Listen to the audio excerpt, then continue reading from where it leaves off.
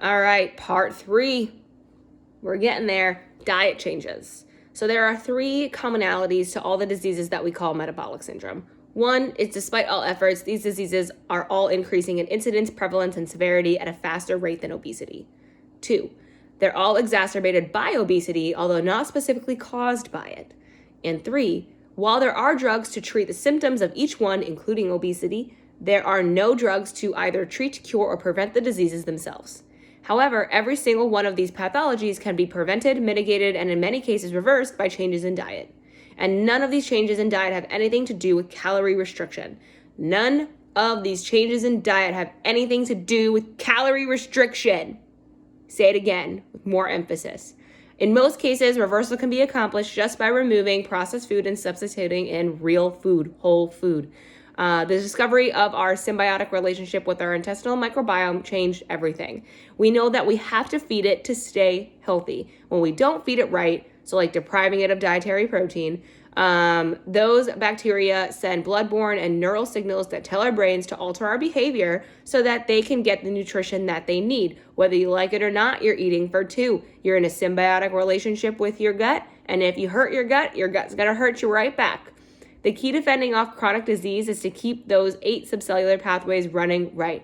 And each and every one of them can be made to run right with, again, 2 simple dictates: protect the liver, feed the gut. Protect the liver. You have to protect the liver from fructose, glucose, branched-chain amino acids, omega-6 fatty acids, iron, and other oxidative stresses, all of which end up causing fat accumulation and liver damage and generate insulin resistance. This can be done by either reducing the dose of dietary liver stressors, so like a low-sugar diet, or their flux, so a high-fiber diet, which blocks sugar absorption, thus reducing the rate by which fructose and branched-chain amino acids can reach the liver. So like fruit juice versus the whole fruit. You know, fruit juice is going to be your stressor. Whole fruit is going to be its flux, your high fiber, because you're getting the fiber with that fruit now. It's not just juiced out.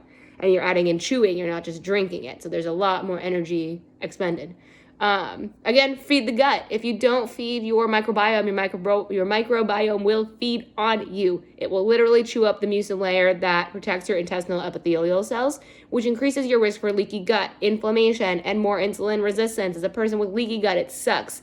You will never know how quote-unquote healthy I thought I was eating before. All of this turned out I was damaging my gut entirely and wasn't absorbing anything, and it was actually malnourished. As someone who was previously at a heavier weight, I was malnourished at that heavier weight.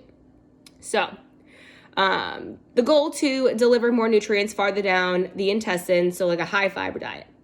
The word fat. Does it mean body fat or dietary fat or fatty acid, or do these pants make my butt look fat? 2/3 of the U.S. populace continue to believe and perpetrate the myth that fat makes you fat. While it's true that dietary fat could become body fat, it does so only in response to insulin. Insulin, keyword. And so weight isn't driven by dietary fat, which doesn't raise insulin, but rather by dietary refined carbohydrates and sugar, which do. The word sugar doesn't mean blood sugar like glucose or dietary sugar like the glucose, fructose. The food industry says you need sugar to live. But while you do need a blood glucose level to live, you don't have to consume that glucose. In fact, your liver can make glucose from the glycerol released from the breakdown of triglycerides in either dietary fat or body fat, or from amino acids, a process called gluconeogenesis, so proteins and fats. Conversely, you don't need fructose, the molecule that makes food sweet, to live at all. In fact, there's no biochemical reaction in any animal cell on the planet that requires dietary fructose. That's your high fructose corn syrup. It's made from corn, which means you may want the dietary sugar, but you don't actually need it. The calorie is a calorie myth. That can be disproven through 5 examples. 1 is fiber. So say you eat 160 calories in almonds. Again, you're only absorbing 130. The other 30 are prevented from early absorption because the fiber in them prevents early absorption in the duodenum, so the early intestine. So the bacteria in the jejunum and ileum, the middle and the late intestine, will chew up their 30 for their own purpose. You ate them, so they're considered calories in, but you didn't get them. Your bacteria did. Protein. If an amino acid is to be prepared for energy metabolism, the amino group must be removed by the liver to convert it into an organic acid. it costs 2 ATPs. ATPs is energy to do this, as opposed to preparing carbohydrates, which cost 1 ATP. This is known as the thermic effect of food, or TEF. Fats generate about 2 to 3% of TEF, carbohydrates about 6 to 8, and protein 25 to 30%, meaning it takes more energy to burn protein than a carb. If a calorie isn't recuperated or recouped because it's burned, it can't be stored. Then we've got fat.